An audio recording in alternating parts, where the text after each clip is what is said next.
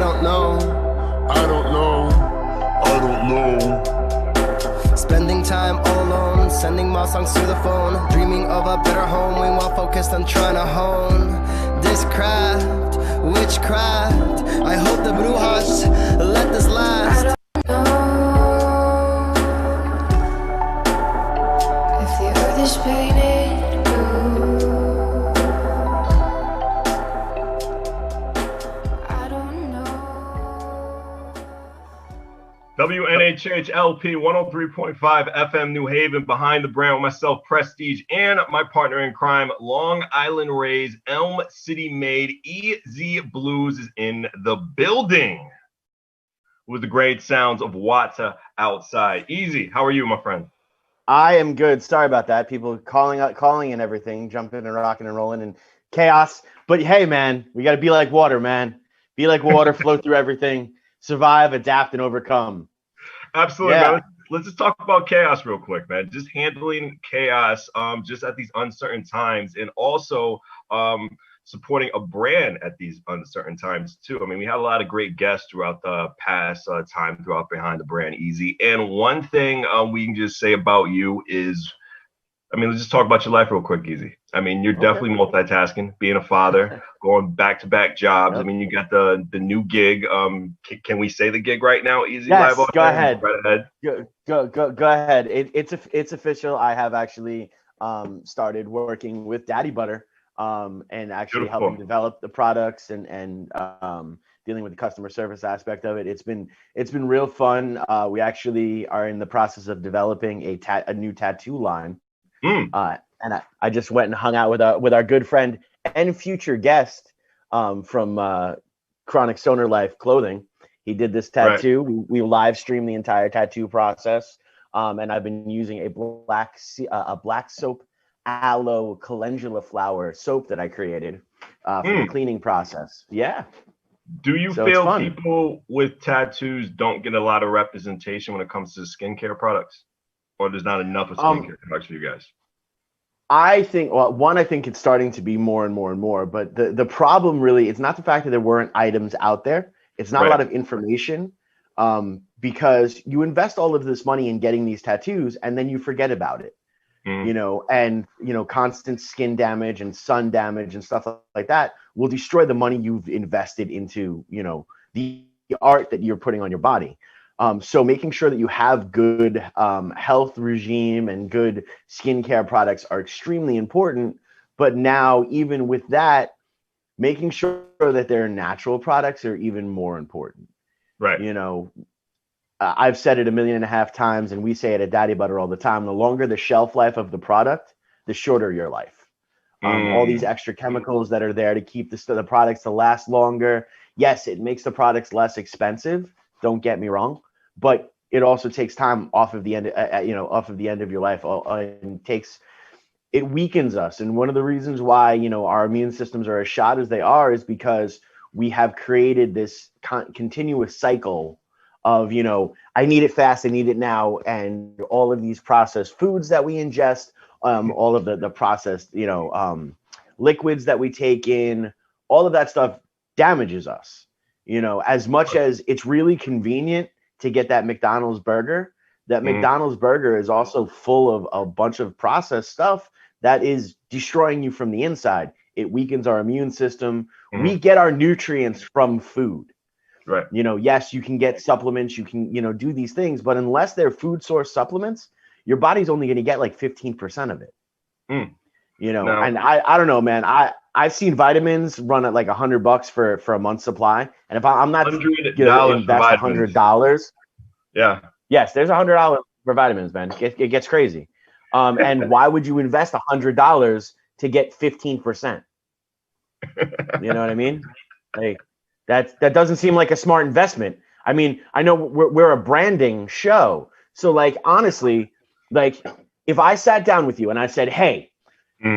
For $100, I'm going to give you 15% value. Does that make sense? No, it doesn't. So, but when you have the food source stuff, and even with our diets, there's no way we could take in like the amount of potassium, the amount of bananas we would have to eat to get the potassium we need to move forward and to actually live healthy is Yeah. insane. And you would be like clogged up pooping wise, from all of those bananas. So, hey, we got people saying, hey. Hi, Giolana. Definitely There's no need. been one of our biggest fans, Giolana, here on the program. Yes. Easy. Why is tattoos a good investment? Why put them on your skin? What's the whole point? This is coming from a person for who's me, not having. Well, don't worry, I have enough for both of us. But for me, man, the way that I grew up, look, I'll be real vulnerable with the audience at home. Right. I grew up not having much, man. Mm-hmm. Between like evictions and fires and floods, I never really had much of an attachment to material items because you'd lose them or they'd get stolen from you. So it never really meant anything to me. So I don't have any jewelry. I don't have anything else like that. And he, oh wow, that just got weird. Thanks. Read that comment. I'm not. Prestige. I'm not. Let's continue on with this program. It's something I can't say on the radio. Let's just keep it moving. Let's be professional, my friend. Let's keep it going. So there we were, like, so as I, accomplish things in life, Right. I'm a very artistic person. I'm a musician, even in the business stuff that I do, there's art to it. Doing this with you, Prestige, there's an art to it. So I would, as I would accomplish something, as I would go through something, I would get tattooed. You can't take this tattoo off of me unless you take like, a knife and try to cut it off of my skin. Right. So, these are things, unlike jewelry, that will never, it can't be taken from me. And like even the new one that I have on my hand, yes, it's the Rebel Alliance symbol from Star Wars. Those who know me know I'm a huge Star Wars geek. I love it. I'm not one of those people that like freaks out on you because you got something wrong with Star Wars, because honestly, I don't really care. It's something personal to me. But in getting it on my hand, and we did a full live stream of it, I was like saying that this is me, calling for my independence. Right. Because in corporate America, you shouldn't have tattoos. You can have tattoos, but not you still have to be in a suit, and we don't want to see your tattoos. And I've spent so much of my time in my life, and we all do, working for other people's dreams. And when you get wrapped up into that corporate America society aspect of it, you're always going to be that way. So this is kind of like my rebellious aspect, where I'm now declaring that I am going to be an independent business person. I am going to have an independent lifestyle right from jump, and I'm dedicating myself to it. Because tattoos are a heck of a lot more painful to remove than to get on. And I'm not making that type of investment, so. And each one tells a story, right? Every single one of my tattoos tells a story. Every single one, down to the smallest one that I have. Like the first one that I'd gotten was the Kenji, which is the Chinese symbol for music. And I remember I turned 18 and I looked at my mom and I said, "Mom, I'm going to take all my earrings out." And she looked at me, she goes, "What are you getting and where are you putting it?" I was like, "I don't know what you're talking about, mother, but I am going to go get a tattoo right now." But yeah. And music has been so meaningful to you throughout all these years, Easy. Now, with your latest project, Shane Penguin, what's going on with that? Tell me. Well, funny you ask.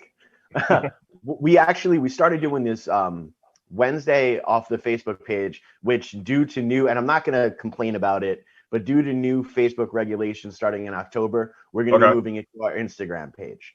Now, there's a lot of people that are upset about these new regulations and different things like that. Look, we signed on to use this service. We're not being charged to use this service.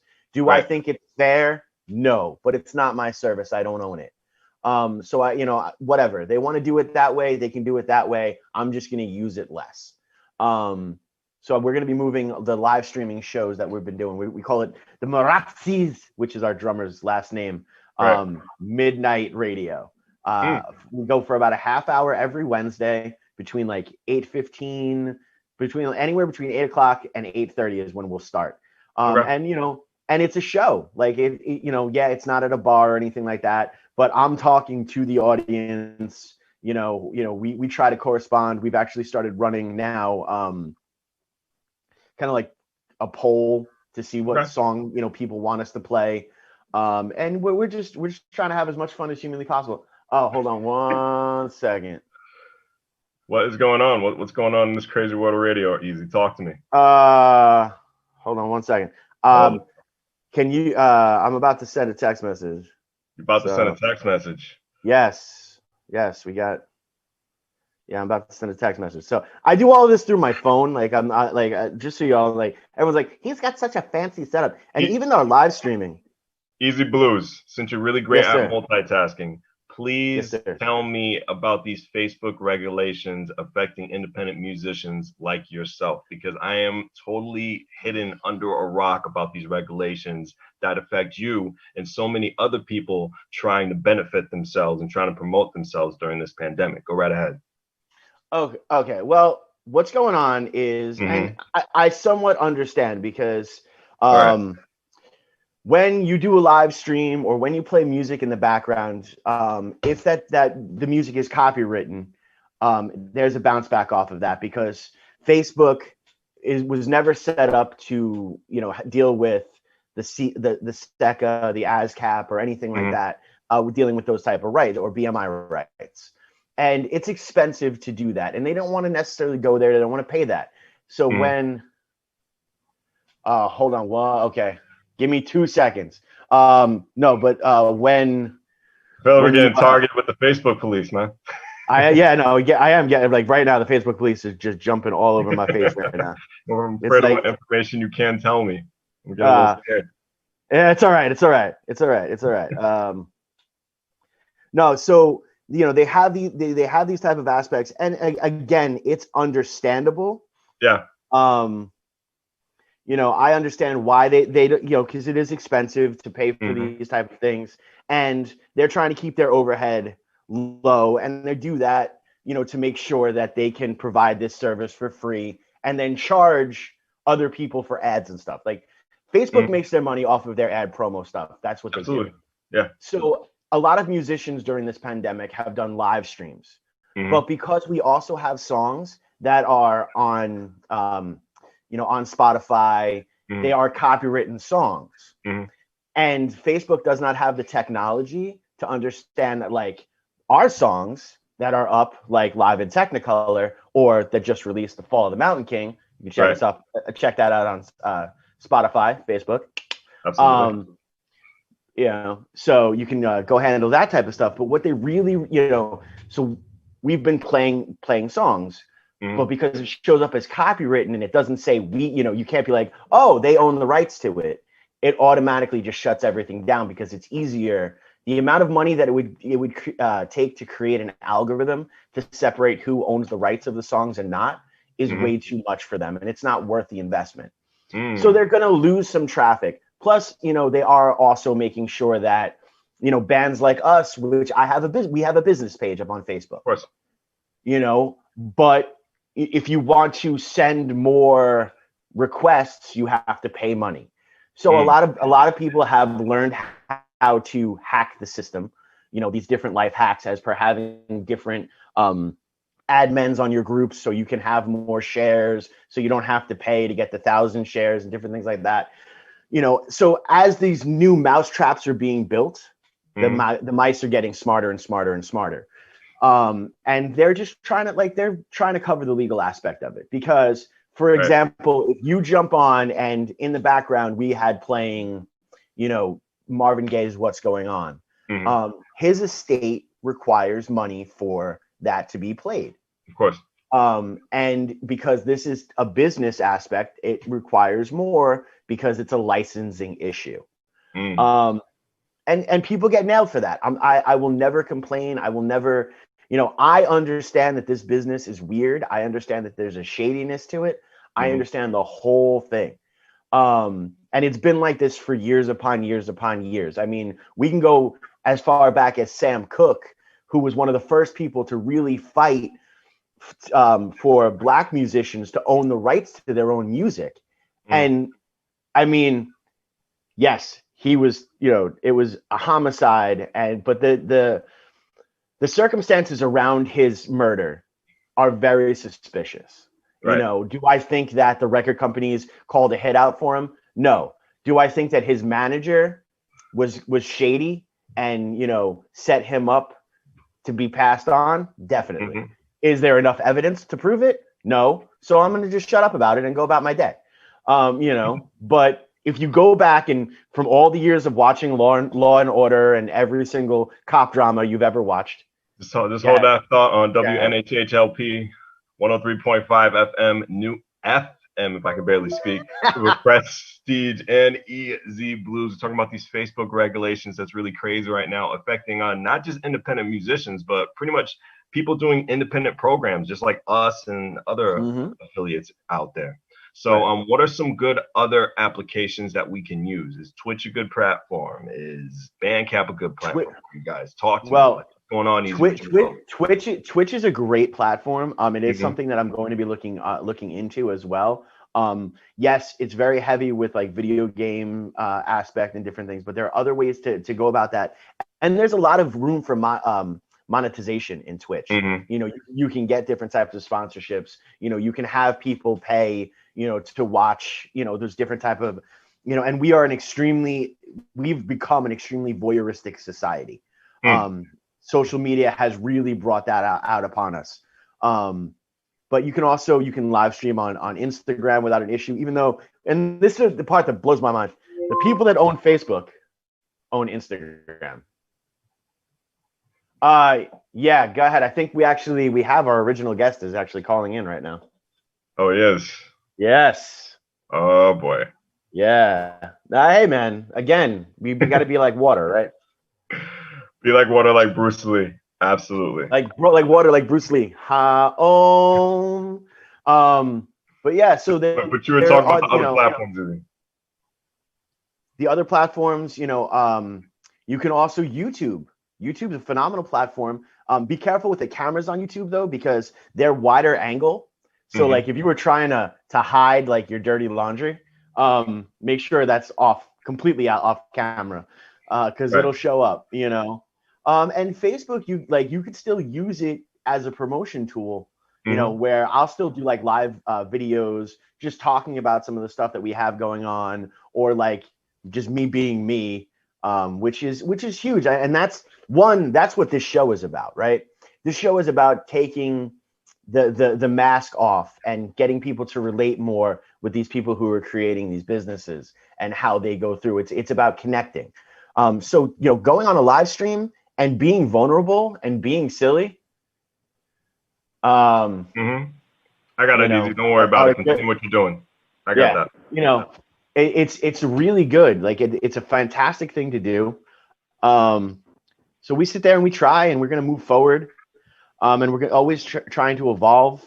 The other one that's really good, and you know, I know by saying this, I'm saying I'm going against government regulations, but I don't care. TikTok is fantastic.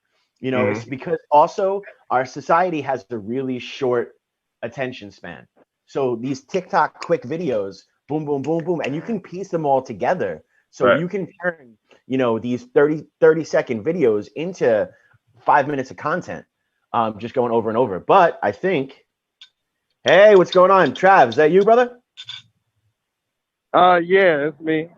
Hey, Trav. Hi. Trav the Groomer, how you doing, brother? We got worried about you, brother. What's up, y'all? Yeah, I'm kind of juggling a couple of different things. What I say at the moment. What I say, Prestige. What I say. I said he's probably in the process of a cut right now.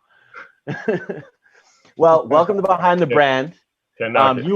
You are by far one of the hardest working people that we know, and we wanted to give this opportunity to tell you know the people and connect them more with you. First of all, you just moved your shop. Where is your shop located now? Well, I'm in the process of getting all that together now. It's actually going to be on Dixon Ave in New Haven, 1015 Dixon Ave. Congrats. And that's in Hamden. I actually linked up with another barber when this whole COVID situation hit. You know, I literally, honestly had to take an L with the other spot. So I linked up with a veteran barber, and he gave me the opportunity to come on board with him. And so, you know, we're getting all that set up now. Right. Right. You know, it's really interesting because you know, first of all, for those who don't know at home, who we have on the line right now, this is Trav the Groomer. Mm-hmm. But he's not just he's not just a barber. He's not just probably one of the best drummers I've seen out there today, in the group Fat Astronaut, who I love wholehearted and whole soul. But he also is an entrepreneurial mind. He does this incredible makeup competition as well. And I know that it's kind of paused right now due to COVID and all that kind of stuff. But there's so many different facets to you as a person, as a brand yourself, Trav, that I just want people to really get to know and to understand, you know. And yes, you know, I know for a fact, because I was right there with you through the journey, and I know how hard COVID did hit you, and I know how unfair it really was and how frustrating it was, you know, when they were going back and forth with these regulations of when you could open and when you couldn't open, you know. But I know that the community got behind you. And that's because you've been getting behind the community. And that's one of the key things, man. Like, anyone who knows you, anyone who's, you know, knows that you are a 100% legitimate human being, and you're 100% such a great soul. So do you feel that the community got behind you enough and supported you through? I do, man. It's like, given my situation, I don't think that there was much that the community could have done besides show me that, you know, hey, you know, I know it sucks, but I'm here, you know. Right. So, like, when it comes to that, like, I feel like the people that are for me were for me more than enough. You know what I'm saying? It's just, you know, it's just how things worked out. It's funny how some of these things that happen in life expose what type of person you are. You know what I'm saying? And, like, you know, in my situation, you know, I thought that I was secure where I was until this situation happened, and it allowed not only myself, but the people I had to rely on for my business to run.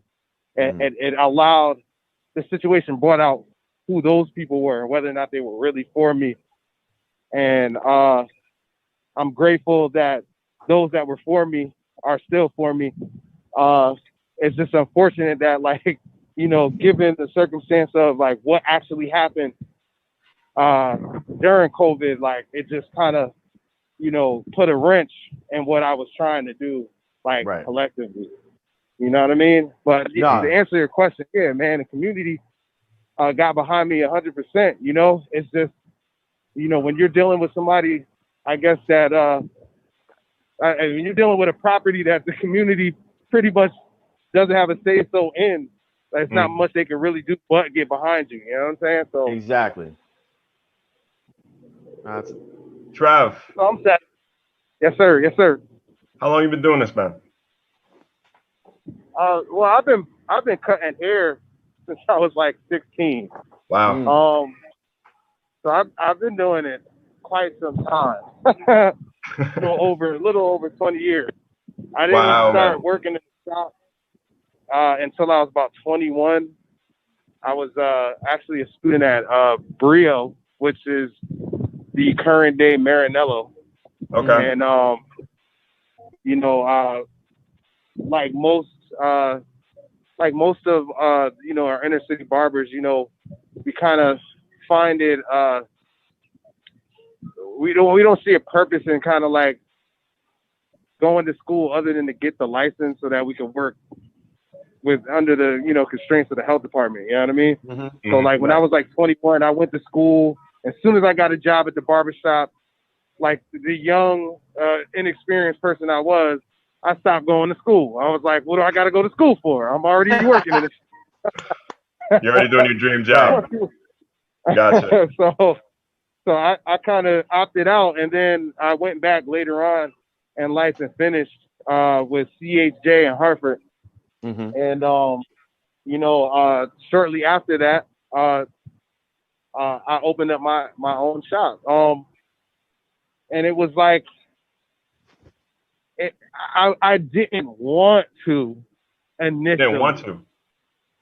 I didn't want to initially. No, I kind of was okay with cutting stop and, you know, paying for my chair and you know, the least amount of responsibility possible. But I ended up having my third child and during this process, and in that process, like, we didn't have, you know, sufficient child care services. So, you know, instead of my ex-wife at the time, or my wife at the time, instead of her, like, you know, quitting her job and staying at home and out work and all that other stuff, you know, she worked hard to get where she was, and I understood that, and I didn't want her to have to quit. Right. You know what I'm saying? In order to, you know what I'm saying, for me to cut hair when I could do that at home. So I had to kind of stay home. I left the shop I was at. I went home. I bought a chair and a station, and I set up at my house. And I just kind of did hair out of my house for about a year. And then I saw a location, like, literally across the street from my house, like almost a block from my house. That's convenient. And it was, yeah. And it was a excellent price. Like, it was like the equivalent to like a chair at a barbershop.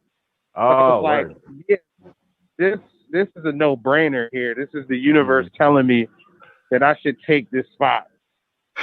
And at first I was like, I don't want to deal with barbers. I just want to come, cut my people, and leave. Right. And it like everything like kind of led to something else. So I got the spot. I put 2 chairs in there just so it'll look filled. A buddy of mine I went to school with, you know, he ended up coming in there with me, and it was just me and him. Then we did pretty well within that first year, and then I ended up like expanding the place. And then when we expanded the place, it was my buddy, you know, he had to take care of us. He had to pay a debt to society. We'll say that. Right. And he did so, and it was me for a long time, just me in there. And I just, you know, rocked out with just me and myself and I. And when he actually was done with his situation, he came back and we rocked out until this COVID situation happened. So like, it wasn't like I didn't initially like plan to do this. Like, I actually just was cool with being a regular barber. Like, you know what I mean? Like, like, you know, life pushes you sometimes.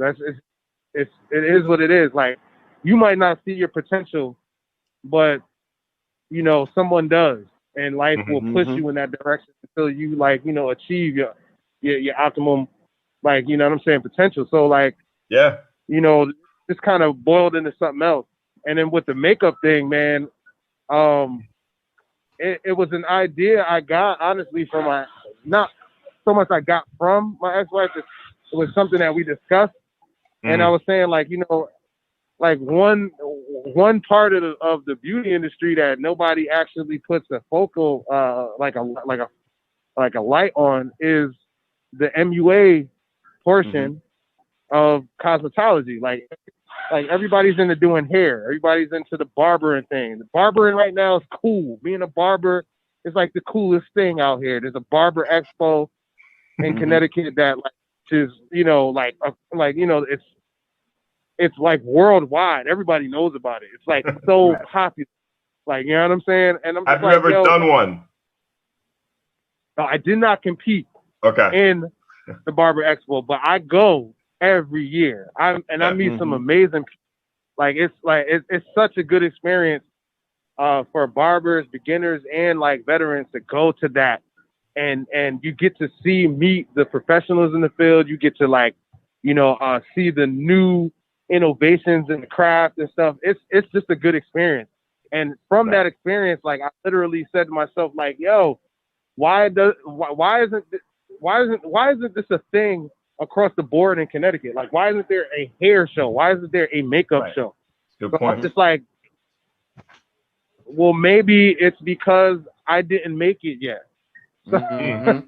So, you know, I got with a couple of my friends, and we just pretty much developed the idea of the MUA face-off, and it turned into what it turned into. It's like a small business expo with a makeup artist competition at its center. And it's like, you know, it's not like a competition where people are like winning money and stuff. It's more of a promotional thing.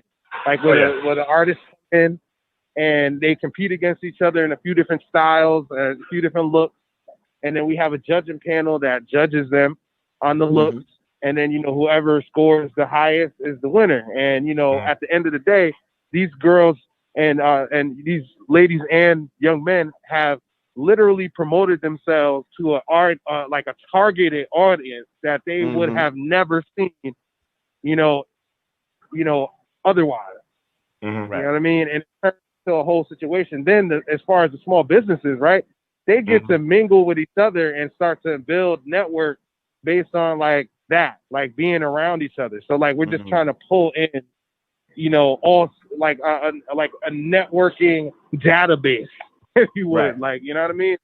So it's, you know, a lot of the things that I've been doing just kind of started off as a small thing and then ended up being something bigger than what I thought.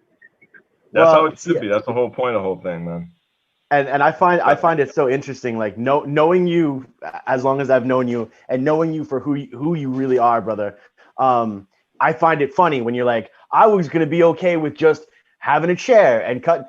Man, you are not. Don't the delusions we convince ourselves of are fantastic.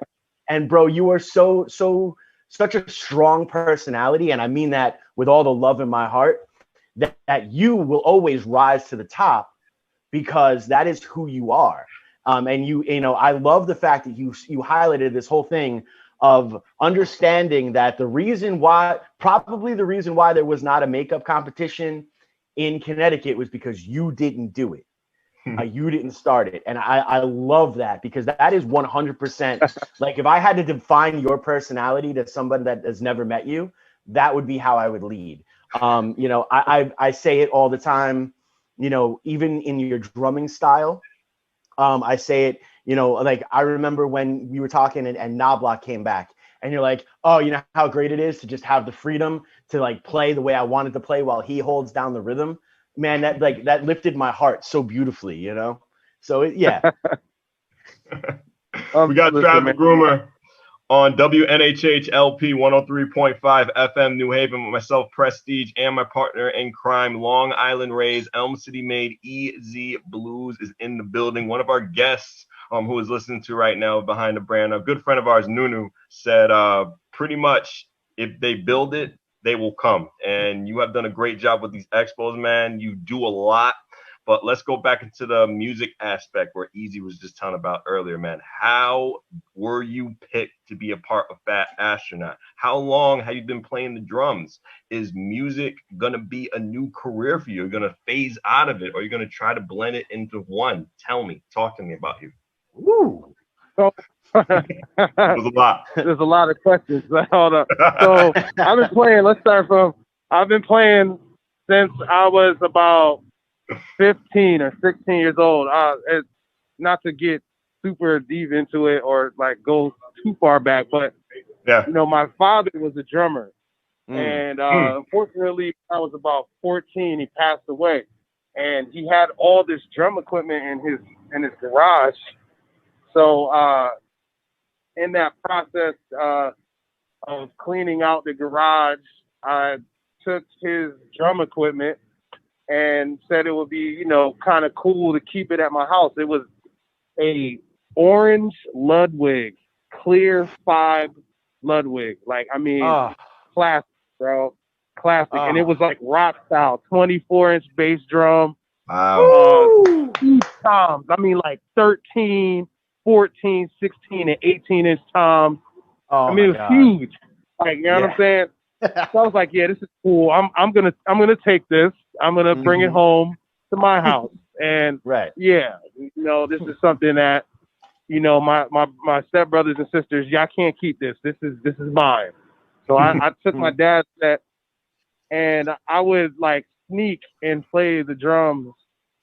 I would set them up, and I would like sneak and play them when my mom was at work in our little apartment, and and it would only be for like an hour, but I would, you know, because we had neighbors, and I didn't want nobody knocking on the door.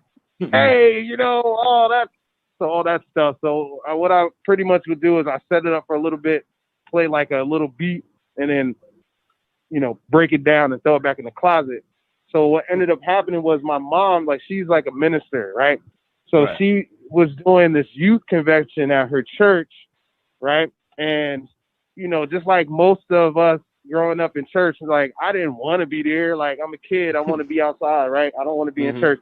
But she used to make me go to church, like, all the time. Like, I had to be there. She was there. I had to be there, period. Yep. That was just it. So she dragged me to this youth convention, and, you know, I'm sitting with the musicians. It's in between services now, and you know, the adults are outside, and you know, all the teenagers and stuff are hanging out with the musicians, and they're talking, and I'm like, yeah, and they were like, yeah, man, you know, I could play this and I could play that, and I'm like, well, you know what, man, I know how to play drums a little bit, and, you know, they look at me, they've seen me in church, they all know me, they're like, what? Yeah, right, Trav. You could, hey, let me see what you got, Trav. Let me see what you got. And I grabbed the sticks, and I played a beat. Like, I played a beat that I had been playing in my room in secret for a couple of months. And I played this beat out of nowhere. And these cats, I've never played in church, none of that. They've never seen me do that. So I literally played a beat, and they were like, oh, wait a minute, Trav can play drums? And I was like, yeah. And and from that point on, man, long story short, I pretty much been playing ever since then. Like, I spent a summer in New York, and when I came back, my mom's best friend had actually took and bought all the missing pieces for my dad's drum set it up. So when I came home from New York, it was in like the living room, and it was like, yeah, we heard you like play. The kids at the church told me that you're playing. So, yeah, here, now you can play in the house. And I'm like, oh, like, as if the neighbors didn't tell my mother that I was going sick in the house. So, yeah, you know, and that from that point on, man, I was playing. Like, her best friend was like, listen, I'm going to take you to church with me. And I was like, I don't want to go to church. And she was like, look, church is more fun when you have something to do. So I'm gonna let you play drums in church. And I'm like, okay. So from that point, I was in a church, and I, you know, just kind of worked my way up. I sucked at first, and I mean, now I suck a little less.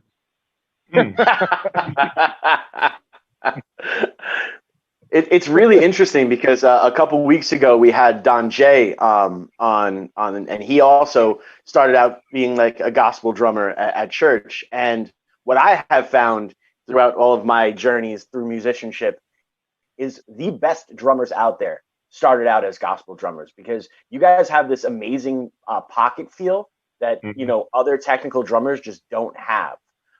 So, you know, I love it. I'm not saying that to boost myself up, but I do realize that as well. Like, a lot of the like soul and like gospel players, like, they have a different feel, and like it's not, so I'm not gonna say better, I'm gonna say different. You know what I'm saying? Because based on, like, you know, the listener, what is better is like basically up to them. So some people like technical, real choppy, linear stuff. You know what I'm saying? And some people like rhythmic, heartfelt, like, you know, stuff that kind of is like innovative at the moment, like, and they feel that's better. But like, I definitely find that gospel drummers, man, they have like a whole different vibe than the classically trained or the technically trained drummers out there. Is music? How he asked how would I is it going to be the new career? I mean, right now, I'll be honest with you guys, man. Like, I am only self-employed, so like all of everything that I do right now is shut down, man. Like this whole situation, kind of changed everything, like in a way that I like never could have imagined. So, like, I'd love to get back to playing because it was at a point before this where all I did was cut hair and play drums, and then curated MUA Face Off on the side, like you know what I mean. And I quit my job 2 years ago to do all this stuff full time, like you know what I mean. Beautiful. So, like, go fix, like you know what I'm saying. 2 years later, some global pandemic hits and I can't work. Like, Right. So like, is it going to be a career, man? When we open back up, I'm getting right back. Like it's like I never left. You know what I mean? I know you guys have a show. I think it was October 3rd. It's in Bridgeport, right, with Fat Astronaut. Yeah, it's the first live show. Yeah. Since Ground Zero, bro. Yeah. I'm psyched. I'm nervous, stream. but You have a live stream next week, I think. Yes. Okay. Yeah, I think I'm actually on a date. I gotta actually look. I gotta look at the itinerary for the dates for that stuff. But we do have another one next week. We do. We have another one coming up for the Schubert. Oh man, I'm so unprepared. Well, you got so much going on, man. You have a lot on your plate. That's all. Not only that, but you're in the beginning weeks of Fat Timber. So we have Chad and Mark on next week. So anything that you don't pick up, they'll pick up, and then we have Ro on in the following week. So we're good. Yeah, you said Ro is in the call? Ro is she's on the third. She's 3 weeks from now. Oh wow, man! Yeah, she's awesome. She's awesome. Yeah, you know what? Mark and Chad are the responsible members of the band, so we'll let them. You know what I'm saying? Get to the nitty gritty of that. Like, you know what I'm saying? Right. Yeah. So I'm trying to answer all the questions that you just asked because you asked them all. You pretty much nailed it on point, man. You were on point with every single question I gave you. I know it was just 3 in 1.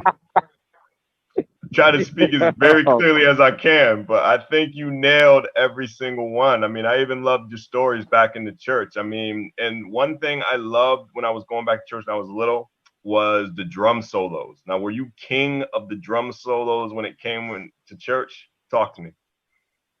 I wouldn't say I was king of the drum solos. I'm a modest person, but if I was handed a solo, I would take it, and I would do what I could do. You know what I mean? Like I was blessed, honestly, to like kind of learn under some really good cats.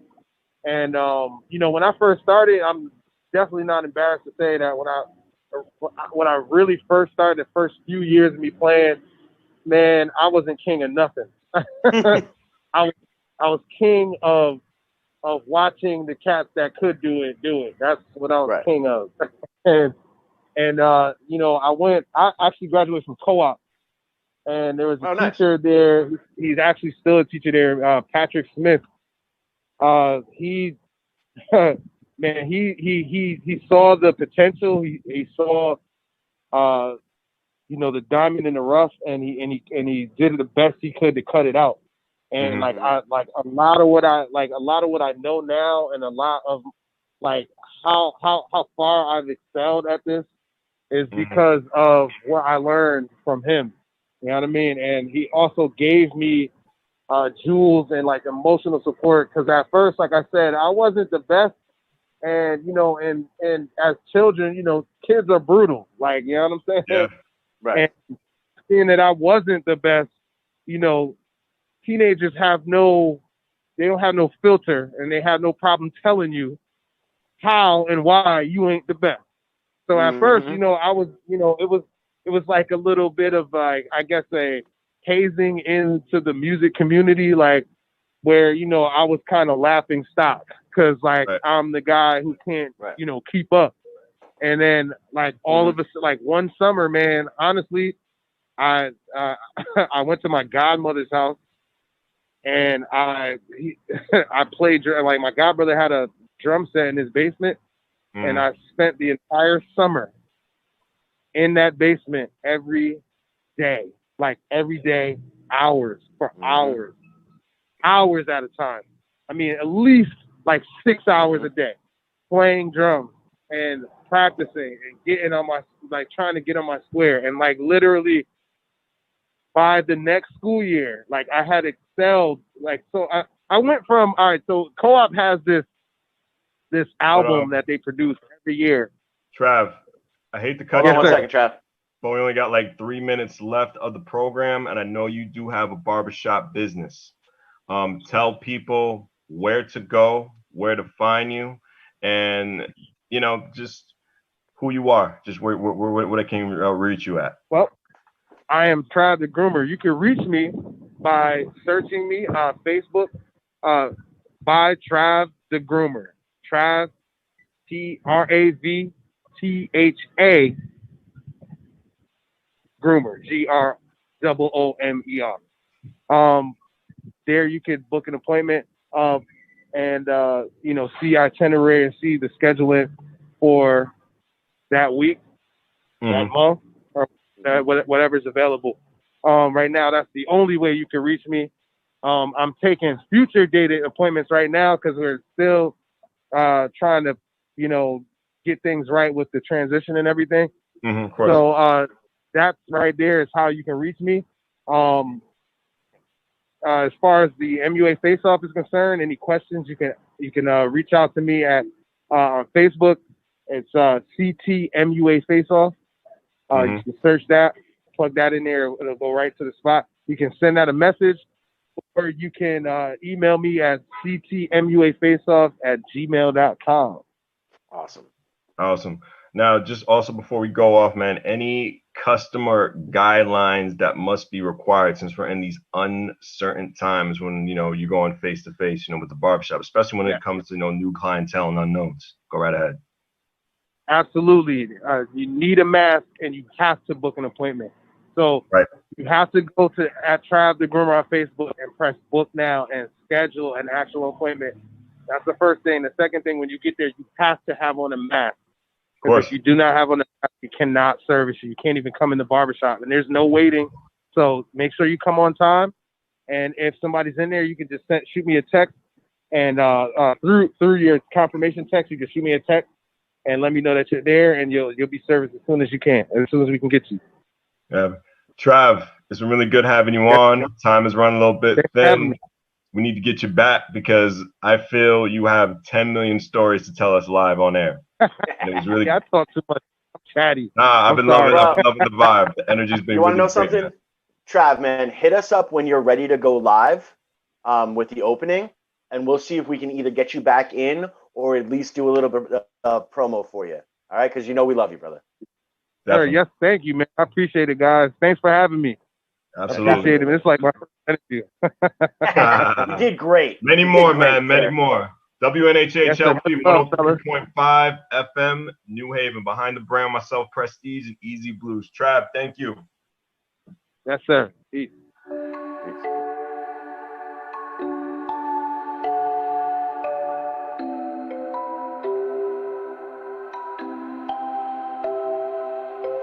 Wondering what to write about, trying to figure out what it's all about. Existentialist, am I worth anything or just a scout? I don't know. Spending time all alone, sending my songs through the phone. Dreaming of a better home, we want focused on trying to hone this craft, witchcraft. I hope the Bluez